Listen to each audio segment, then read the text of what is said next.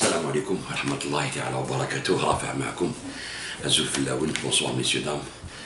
Donc, dans cette vidéo, je vais m'adresser à vous, monsieur Anthony Bellanger.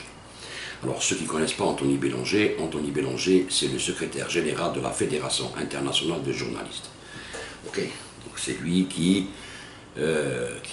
est secrétaire général de cette fédération, qui fédère 600 journalistes dans le monde, qui défend les droits des journalistes.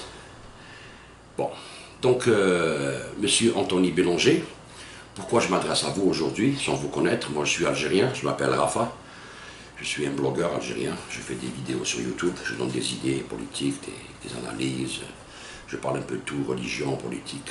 Okay. Donc, je ne suis pas journaliste, je ne suis pas un cadre de l'État, je suis un simple citoyen algérien vivant au Canada. Okay. Donc, pourquoi je m'adresse à vous? Parce que c'est très important, vous êtes le secrétaire général de la Fédération internationale de journalistes. Et il y a quelques mois, au mois de juin, exactement le 19 juin, Leïla Haddad, la journaliste accréditée par la communauté européenne, a mis sur son mur, sur Facebook, une soi-disant lettre dont vous êtes l'auteur. Alors, je vous lis un peu votre lettre, les agressions physiques dont a été victime. Alors, elle dit les déclarations du président, du secrétaire général, du président et du secrétaire général de la Fédération internationale de journalistes. Okay. Alors, les agressions physiques dont a été victime il y a quelques jours à Bruxelles notre consoeur Leïla Lefebvre Haddad sont inacceptables. Et nous demandons au gouvernement algérien de faire en sorte que cesse toute intimidation à l'encontre de la journaliste. Pardon, excusez-moi. Donc, nous demandons au gouvernement algérien de faire en sorte que cesse toute intimidation à l'encontre de la journaliste, bien connue du Parlement européen à Bruxelles, déplore Philippe Lerut, le président de la Fédération internationale de journalistes. Il est clair qu'il y a la volonté ici de faire taire une voix qui dérange, ajoute Anthony Bellanger, le secrétaire général du FIJ. Bon, mais la liberté d'expression et la liberté de la presse ne se négocient pas, que nous soyons à Bruxelles ou à Alger. Elle s'impose à tous les citoyens. Parfait, on est parfaitement d'accord. Ok. Donc, quand j'ai lu cette lettre, votre déclaration, je vois que vous sommez le gouvernement algérien. Vous sommez le gouvernement algérien d'arrêter les intimidations.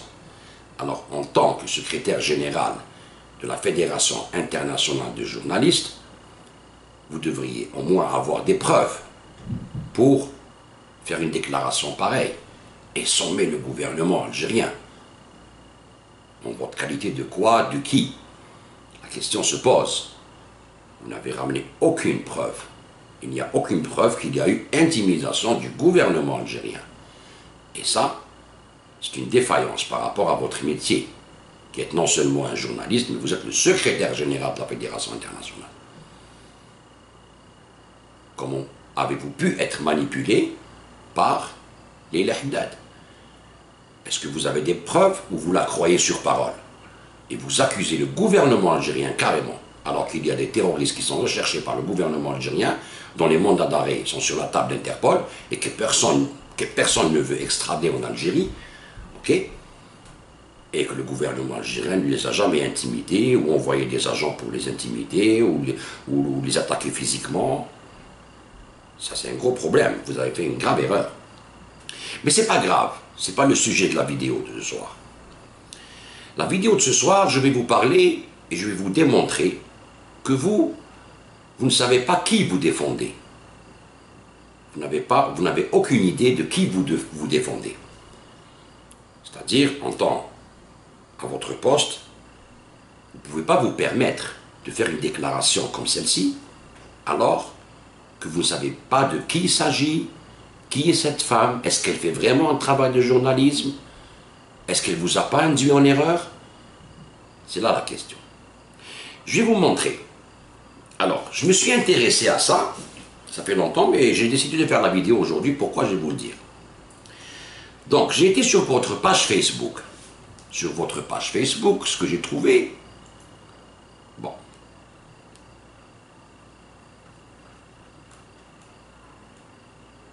Donc, Ça, c'est votre page Facebook. Parfait. Donc, sur votre page Facebook, j'ai trouvé un article de la Fédération internationale de journalistes daté du 31 décembre 2017. Okay.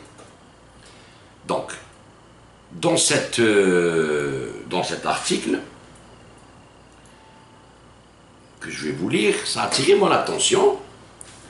Donc, vous dites la Fédération internationale des journalistes estime qu'il ne faut pas sombrer dans la complaisance après avoir constaté que le nombre de meurtres de journalistes recensés cette année est le moins élevé depuis 2007. La FIJ se félicite d'une diminution passant de 93 victimes l'an passé à 82 morts en 2017, mais souligne qu'un nombre sans précédent de journalistes ont été emprisonnés ou forcés de fuir, que l'autocensure s'est répandue et que l'impunité pour les assassins, harcèlements, attaques et menaces contre le journalisme indépendant atteint des proportions épidémiques. La liste publiée aujourd'hui par la FIJ détaille les cas de 82 journalistes et employés des médias tués lors d'assassinats ciblés, d'attentats à la voiture piégée et d'incidents de tirs croisés dans le monde en 2017. Le nombre de morts est inférieur à 11 victimes par rapport aux 93 morts recensés l'an dernier, faisant de 2017 l'une des années les moins meurtrières depuis une décennie. Donc la FIJ se réjouit de la diminution des pertes en vie humaine parmi les journalistes et les professionnels des médias, due en partie à la raréfaction des ondes dangereuses dans des régions auparavant très instables et à la perte de terrain par les groupes armés qui a permis de réduire la présence de journalistes sur les lignes de front dans la zone de combat. Au Yémen, jusqu'à la scission entre l'ancien président Saleh et les rebelles Houthis, les combats entre les factions belligérantes se sont trouvés dans une impasse pendant la majeure partie de l'année et les journalistes ont été moins exposés aux attaques et ont connu moins de risques, notamment causés par les tirs croisés. Ça, dans ce passage, vous dites que jusqu'à la scission entre l'ancien président Saleh et les rebelles Houthis, les combats entre les factions belligérantes. Vous ne dites pas que le Yémen a été démoli par l'Arabie Saoudite, par exemple. Les États-Unis, l'Arabie Saoudite, les Émirats Arabes Unis. Non. C'est juste une affaire entre les Houthis et le président. Non, c'est tout. Et ça aussi, c'est pas digne, et c'est pas professionnel, et c'est une fausse information. Parce que quand on cache de l'information, ça devient une fausse information. Vous réduisez le problème yéménite entre Houthis et l'ancien président. Au Yémen, jusqu'à la scission entre l'ancien président Saleh et les rebelles Houthis. Les combats entre les factions belligérantes se sont trouvés dans une impasse pendant la majeure partie de l'année. Donc, et Saleh était avec les Houthis. Il n'y avait pas de dissension entre Saleh et les Houthis, au contraire. Saleh et les Houthis étaient ensemble, jusqu'à ce qu'ils tournent sa veste et qu'ils soient assassinés. Donc, ça c'est une fausse information, c'est pas grave. En outre, l'organisation appelée État islamique a passé l'année sur la défensive en Syrie et en Irak, réduisant davantage leur degré de proximité et les contacts avec les professionnels des médias dans les zones précédemment sous contrôle de l'État islamique. Mais la FIJ met en garde contre une certaine complaisance. Le secrétaire général de la FIJ, donc vous, Anthony Bélanger, a déclaré, vous avez déclaré: nous nous félicitons du fait que cette année ait été la moins meurtrière en une décennie pour les journalistes, mais il n'y a pas de place pour la complaisance. En Syrie, au Mexique et en Inde, les meurtres continuent à des rythmes effrayants. Plus de femmes journalistes ont été assassinées, il y a toujours plus de 90% d'impunité pour les assassins. Alors on retient ça, ok? Il y a toujours plus de 90% d'impunité pour les assassins. Ok, on est d'accord sur ça. Alors l'autocensure reste répandue et il n'y a jamais eu autant de journalistes emprisonnés ces dernières années. Parfait. Face à ce nombre croissant de professionnels, des médias pris pour cible, la FIJ s'engage, c'est vous qui dites toujours, s'engage à renforcer son travail avec les syndicats du monde entier pour offrir une formation plus sécurisée, une assurance abordable pour les journalistes locaux qui portent le poids des attaques et surtout un engagement à faire campagne activement pour que ceux qui attaquent les journalistes, qu'ils soient des acteurs étatiques, des organisations paramilitaires ou des intérêts corporatistes, soient traduits en justice. Parfait. Très bien. Donc vous dites,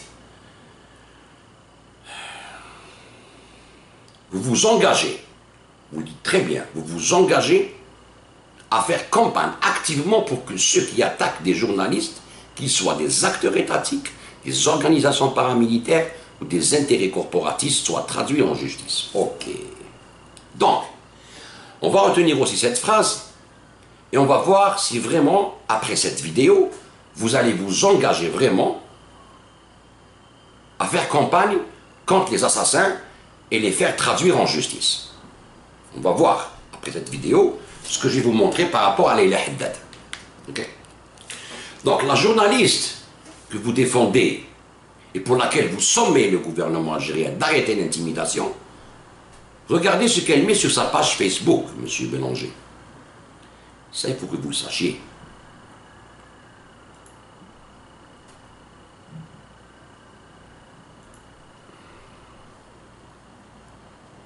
Je vais vous montrer quelque chose de très très intéressant.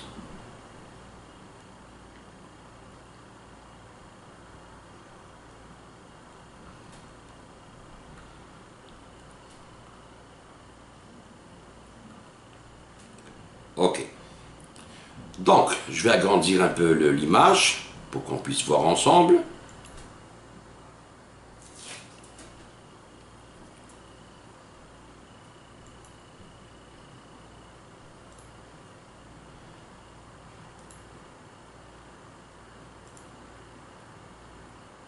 Alors, votre journaliste que vous défendez, ok, Leïla Haddad, c'était le 3 août. La publication date du 3 août. Ok. Donc, dans cette publication, que demande Leïla Haddad? Voici une liste non exhaustive de journalistes, activistes des droits de l'homme, opposants menacés ou emprisonnés ou tués. Merci de la compléter. Djaoud, Hachani et Matoub n'ont pas décédé, mais ont été tués. Nous les reprenons dans cette liste symboliquement en sachant que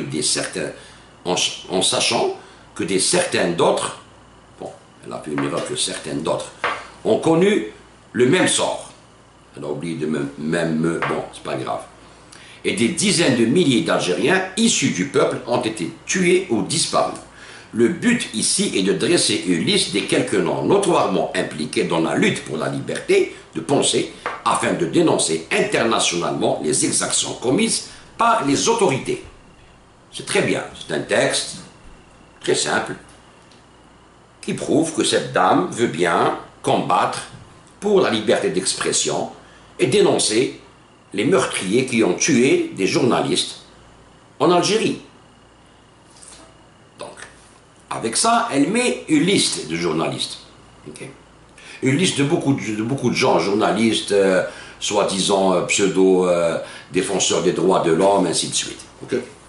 Donc, sur cette liste, on va trouver, je vais vous donner deux noms. Okay. Deux noms très importants. Alors, elle met, par exemple, Tahar Djaoud. Tahar Djaoud est un journaliste qui a été assassiné par les islamistes. C'est connu. Donc, elle met Tahar Djaoud dans sa liste, okay, avec Morad Dina. Donc, Tahar Djaoud et Morad Dina. Est-ce que vous savez qui est Morad Dina ou Tahar Djaoud? Je ne sais pas si vous entendez parler de lui en tant que secrétaire général de la Fédération internationale de justice, de journalistes. Ok? Je ne sais pas. Et Morad Dina aussi. Donc, je vais vous lire un document du journal L'Humanité, ok, français, de chez vous, qui a fait hommage aux journalistes assassinés par l'islamisme, par les islamistes en Algérie à l'époque. Retour sur le massacre à huis clos des journalistes algériens. Okay. Ça, c'est l'Humanité. Hein. Ok. On va lire un petit peu. Je vais vous mettre les liens. Alors, la tuerie de Charlie Hebdo a ravivé chez plus d'un journaliste algérien des images douloureuses. Celle de 123 journalistes et employés de presse assassinés entre 1993 et fin 1997. année noire d'un peuple qui a payé du prix du sang la terreur islamiste naissante. Alors, tout a commencé début janvier 93. Minbar al-Jumu'ah, organe du Front islamique du salut, donnait un délai de 40 jours aux journalistes pour se repentir, suivant la publication d'une première liste des journalistes condamnés à mort. Au matin, Mohamed Ben Chiko, Rani Ahmadou, Saïd Maqbel, Hassan Zarrouqi, Ali Bdilam, Al-Watan, Omar Belhouchat, Tayyib Belghir, Omar Berbesh, Saoud Arjeto, Tahar Jawad, tout ce qui s'ensuit. Le 18 avril 1993, rue Belhouchat à Houssendey, banlieue est d'Alger, 3 islamistes armés sont tués dans une fusillade devant le siège du journal. Le matin, dans la Renault 5, des tueurs, les photos renéotypées des journalistes cités plus haut. Le 26 juin 1993, le journaliste et écrivain Tahar Jawad, 39 ans, qui dénonçait la collusion entre l'islamisme et les clans conservateurs du FLN et du régime, est tué de 2 balles dans la tête, inaugurant la longue liste des meurtres programmés. Ok? Donc, les islamistes ont assassiné la crème de l'Algérie. Okay. Alors, Leïla Haddad, sur sa page Facebook, que vous défendez, ok? Mais Morad Hina, ce personnage, Morad Hina, le met sur la liste de gens opprimés par le pouvoir.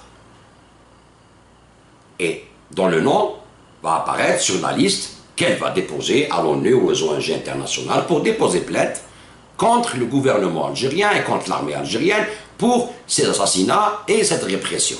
Okay. On va voir qui est Morad Hina.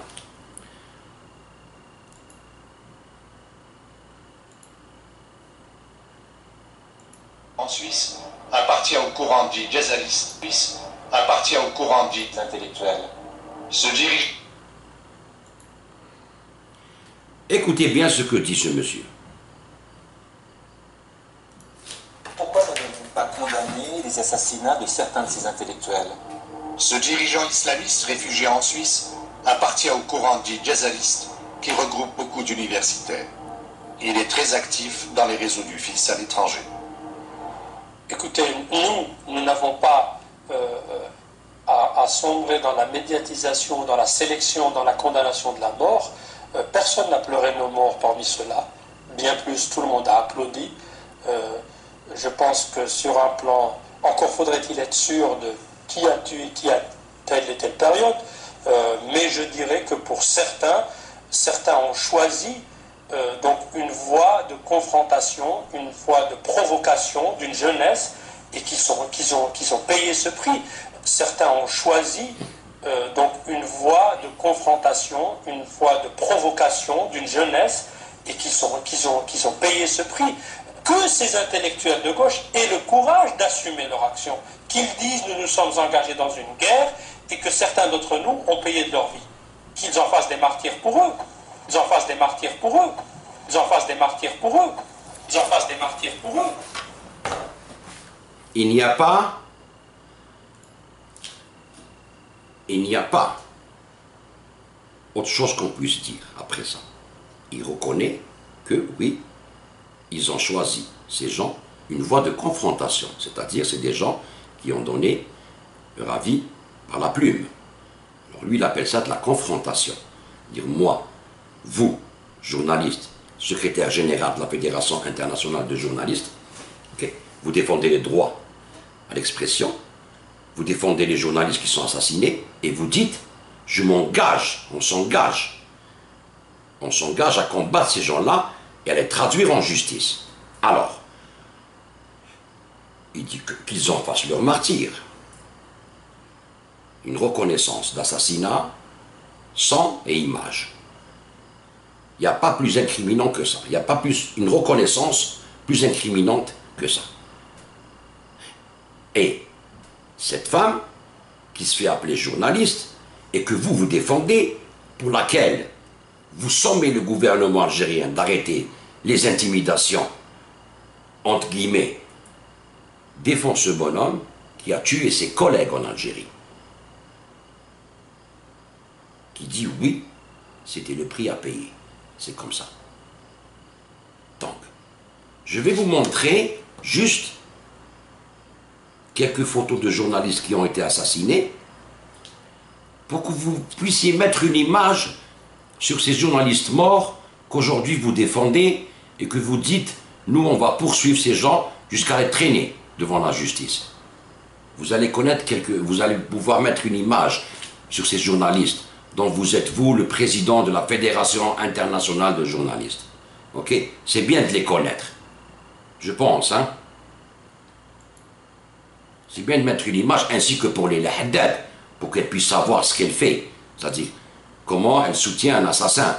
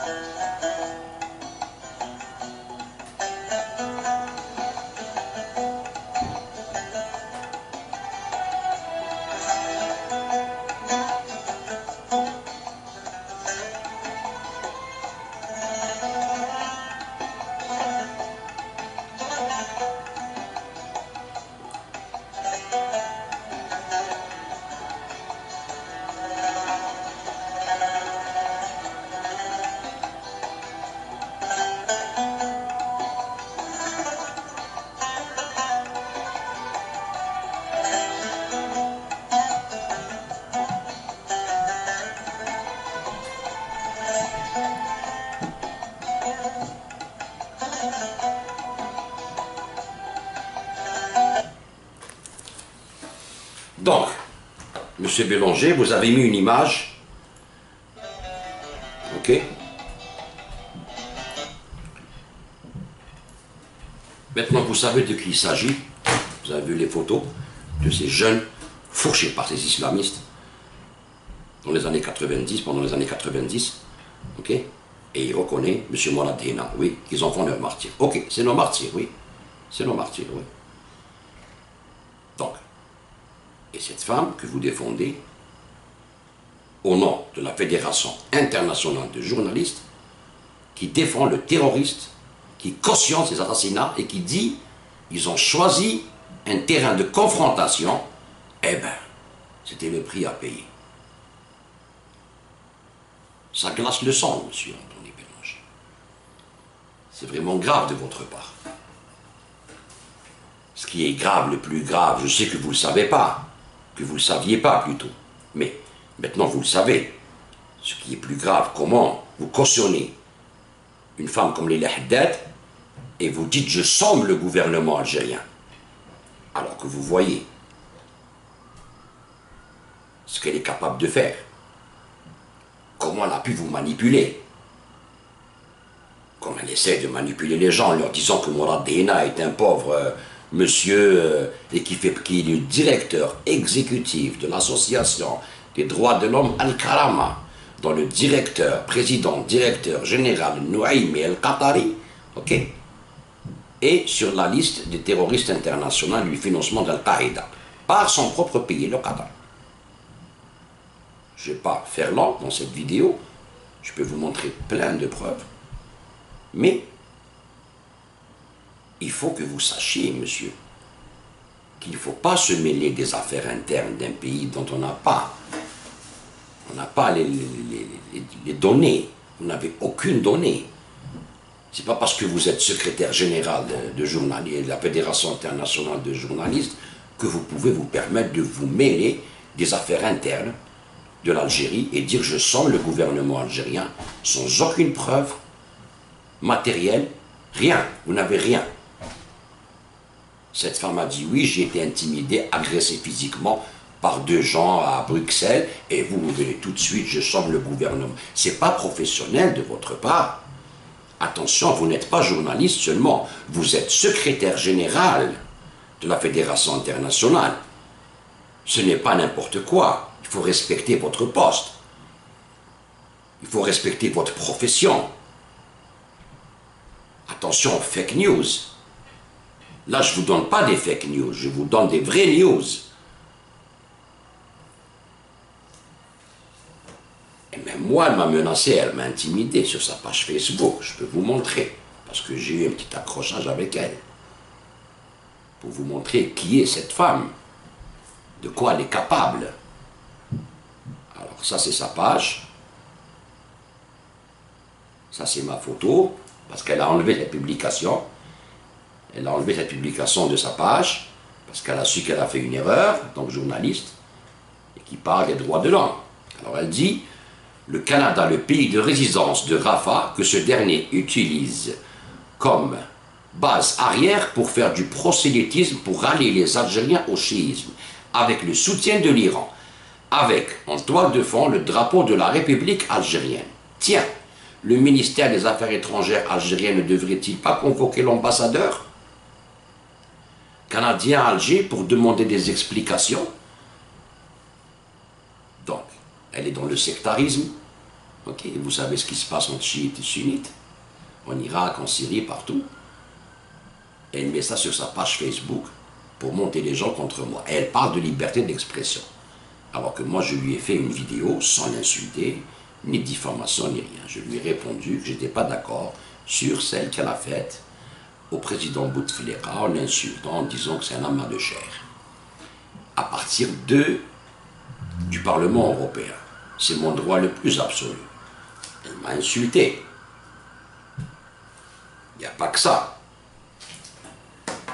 Donc, quand vous dites que moi, je suis secrétaire général de la Fédération internationale de journalistes, j'attends de vous, monsieur Bélanger, comme vous avez sommé le gouvernement algérien. Moi, je ne vous somme pas. J'attends de vous que vous remettiez cette femme à sa place et que vous lui demandez des explications sur ce que fait le bourreau et la victime sur la même liste. Et il faut le faire avec une lettre, qu'on puisse lire cette lettre, comme quoi vous avez fait votre travail en tant que secrétaire général de la Fédération internationale de journalistes. Parce que c'est votre crédibilité qui est en jeu.